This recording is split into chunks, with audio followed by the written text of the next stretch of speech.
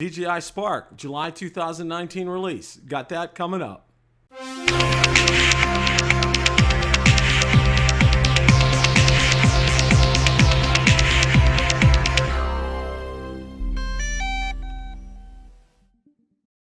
On Tuesday night Rotor Talk Live, in the second half of the show, we talked about an article that was released on DroneDJ by Hey Kestelou about the DJI Spark 2 being released in July. So for all that information, let's go ahead and roll that clip right now. DJI Spark 2. Bill Thomas and I have been talking about this like nobody's business. Like, yes, they are coming out with a Spark 2. And yes, I've heard from my inside sources that they're coming out with a Spark 2. Bill heard as well. So, oh, you're welcome, Floyd. So lo and behold, DroneDJ, Hey Kestelou, he puts out an article yesterday. I'm going to go ahead and share that with you guys. Hang on a second here. Okay, DJI Spark 2 rumors and specs. We're going to go ahead and take a look at this article here. Well, all the rumors about the Phantom 5 being canceled, the Phantom 4 out of production, and DJI's scheduled product release of what is rumored not to be a drone, people are wondering if we can still expect a new drone from DJI. Well, we have some good news for you. The Chinese drone maker is about to release the DJI Spark 2. The drone is expected to feature some important upgrades compared to the original Spark that was launched way back in 2017. And leaked information from DJI insiders tells us that the Spark 2 will be released as soon as July. Keep reading on to learn more about the rumored specs of the Spark 2. DJI Spark 2 rumors and specs. It's been very quiet for a long time now when it to the DJI Spark. I mean, DJI released a firmware update back in December of 2017 and released the DJI Spark Brown last summer, but otherwise there really hasn't been any news around this little drone. The DJI Spark is a favorite drone for many drone enthusiasts as it is easy to take with you and fun to fly, especially in sports mode. You can read or review the original DJI Spark here. The original Spark has some connectivity issues, and we fully expect DJI to improve this yet to be released Spark 2. However, we do not expect the Spark 2 to receive OcuSync 2.0. Here are the specs and other improvements we expect for the DJI Spark 2. 4K video at 30 frames per second, increased video bit rate, an improved 3-axis gimbal, active track 2.0, 2x digital zoom, increased flight time, 18 minutes instead of 16 minutes for the old Spark. New battery design, not compatible with the old one. Same official range, but with new antenna design and a new remote controller with improved tech for better connection. No OcuSync 2.0, however. It will come in two colors, black and white. The Spark 2 will offer a new panorama mode. You can compare these specs with our wish list for the Spark 2 we wrote back in early 2018. Expect the DJI Spark to be as much fun to fly as the old Spark, but with higher quality photo and video capabilities and without the connectivity issues that plagued the original Spark, while keeping the same form factor and portability.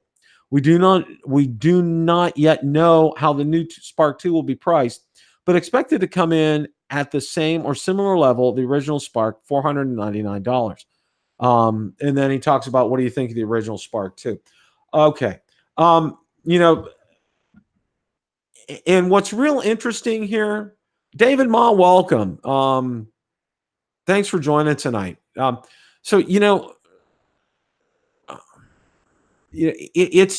about time. They have needed to tweak the Spark, okay? And this is what this is. This isn't a total overhaul. This is a tweak, and this is something that both Bill Thomas and I have been talking about this, because I think one of the things that DJI needed to do, they needed to improve it, but what they needed to do here was not, do it so, we're going crazy with adding stuff to it because the price goes up. You can see from what I've read here, this is tweaking it, okay?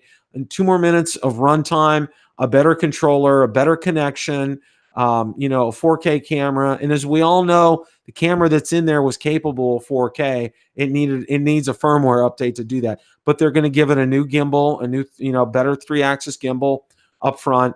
Add a active track 2.0, panorama mode.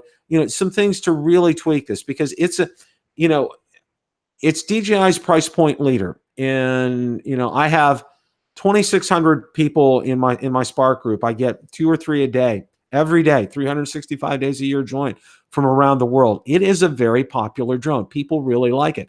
When I went up to my daughter's wedding in Ohio in 2017, I didn't take my Mavic Pro. I took the Spark. The Spark in my carry-on. It was in my carry-on. It's because it's so easy to do that. Okay, it really is. So, expected at 499. Yeah, I think they're right here. And, people are talking about it being under 255 grams. That's not going to happen. Okay. That's something I can say it's not going to happen. As far as that's concerned. And I want to make this clear. Okay. There is no drone that is going to be on this announcement tomorrow. I want to be 100% crystal clear about that. I think that's something you can take to the bank and deposit it all day long. Okay. You're going to see the Osmo action. That's it for tomorrow. Okay. Hay was talking about a July timeframe, which is actually pretty soon considering, all things considered, and one of the things that I think you need to understand here, and I know Bill Thomas and I had a real good discussion, and Ron Brown as well, what it takes to get a drone to the market. Okay. Meaning, okay. Let's say for instance, and I'm just using this as an example. Let's say my good friend Kelly Shores from Ready Set Drone and Rick Smith, they were beta testing the Spark 2. Okay. They were probably doing that last month if they were under an NDA. Okay. Because DJI wants, when they're doing that beta testing and they're under an NDA for that, they have to do this probably 2 or 3 months out of when they're planning on releasing something like this. All right. And DJI really gets a lot of valuable data from these beta testers that go out there. Even more, they look at that as real world. People like Kelly and Rick, they look at that as real world, use of the DJI Spark. And that data and their feedback is so important to DJI. Okay, number one. And number two, to realize, let's go back to October 2016. All right. When we had the, Mavic 2 Pro, or the original Mavic Pro came out. All right. We all remember the fiasco on the shipping with that. And I know a lot of you felt that pain point. Okay. Ordering in October, not getting it till December. And I was lucky enough. I ordered mine in January. I got mine the next day from Florida Drone Supply. So, that's one lesson that DJI has learned. So they want to build up enough inventory.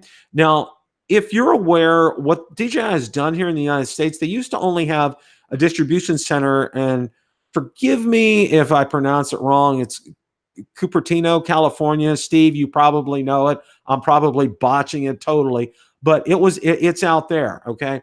Now they didn't have anything on the East Coast. So everything that came to the United States came through that one point. Well, they found out that they needed to add other distribution centers here in the United States.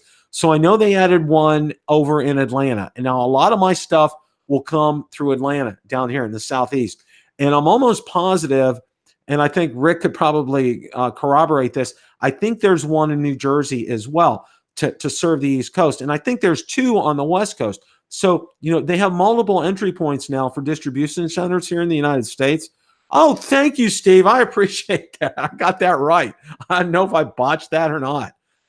Having these multiple distribution points here in the United States means that they're going to get the product out quicker. All right. And I can tell you, and a lot of you who got the Mavic 2, when you ordered it that day, I believe it was less than a week I got it. Okay. And those came directly from Shenzhen. Okay. They weren't from the United States Distribution Center. They came from Shenzhen. All right.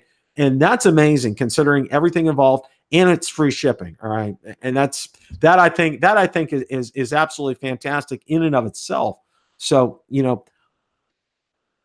all that being said, they have to build up the marketing. They have to put together, these presentations, it will be an event. All right. This would not be a web-based kind of deal here. All right. It's something that you would see, if I have the, if it's not around when my daughter's having my first grandchild, it may be something I might be able to get to because I know I'll be invited to it. But DJI events are incredible, and there's a lot of planning and logistics that have to go into an event like this, and how they do that. And so you can see it's a process. It's just not making the drone itself. It's getting it out to beta testers, getting feedback from them, maybe doing some tweaks before the final production model. Because a lot of times what the beta testers get, it's not a final production model. It's not what you and I as consumers get. So, a lot of times they come in very generic type boxes when you actually get them. It's not the box with the white box with the nice picture on the front, and it's not all laid out and everything. It's like you get the drone, you get the batteries, you get a charger, you get the controller. I mean, it's boom, boom, boom, and they probably give you some type of instructions with it, but probably not a lot. So, a lot of times you got to try to figure this out themselves. Yeah, it will be pomp and circumstance, Steve. You're right. I mean, DJI, I can't tell you enough. Watch my video that I have, the DJI Mavic 2 Pro. It's 6 months.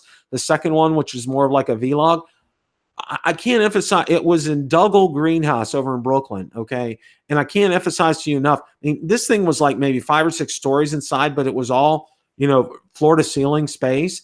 And it was incredible. You could see, through the glass at the back, you could see Manhattan across the river, bridges one side to the other side. I mean, it was an amazing place. They served wonderful, little hors d'oeuvres and finger foods, and had orange juice and water to drink. It was done right. I mean, they did everything right there. So, yeah. This is going to come. This is going to come in July. The price point, hey, said $499. I don't see any reason why to doubt that, because I think again, they want to keep this cost effective. Okay, and this is what I consider a Spark 2. Yeah, it will be called a Spark 2. It's more. It's a huge. I mean, that camera is a huge tweak. Okay, and to be able to get 4K, 30 frames per second from this camera. I mean, for me, I absolutely love taking pictures with a Spark. The pictures from the Spark were fantastic. All day long and twice on Sunday, I love the pictures from them. However, that video, it left a lot to be desired, especially, I had the Mavic Pro at the time. It really, really was different. So, that's what I can say about that. So, what can I say? Marcus, they need to work hard to improve on the original Spark. It's an amazing piece of tech at amazing price.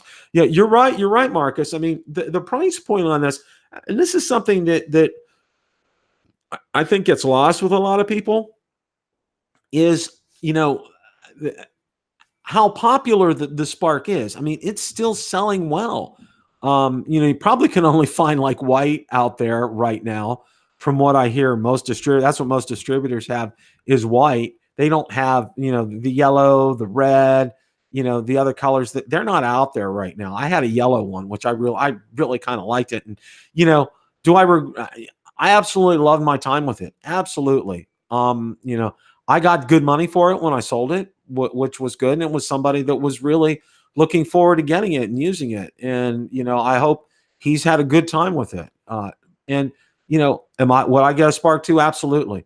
4K, 30 frames per second, an improved gimbal, 18 minutes versus 16 minutes of flight time, tweaking that flight time. I only wish that maybe that they were doing maybe new ESCs and some quieter props, although the Spark wasn't as noisy as that Mavic Air. Oh my gosh. To me, that was the Mavic. That's the Mavic Air. It's one of the pain points of the Mavic Air are those doggone props. I mean, it just really, there's a lot here. So yeah, we got this to look forward to in July. This is coming up. And I think, this is nice. It's some excitement here, guys.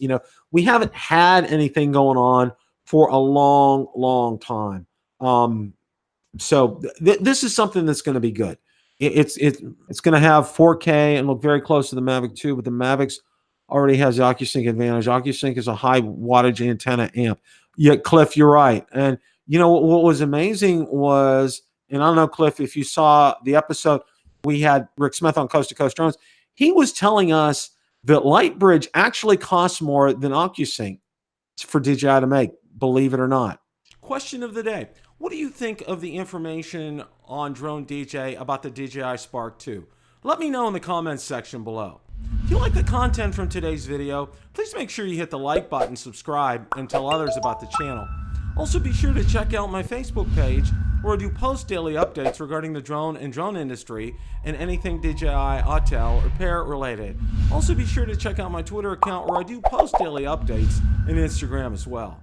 Thanks so much for watching, and remember, it's a great day to fly.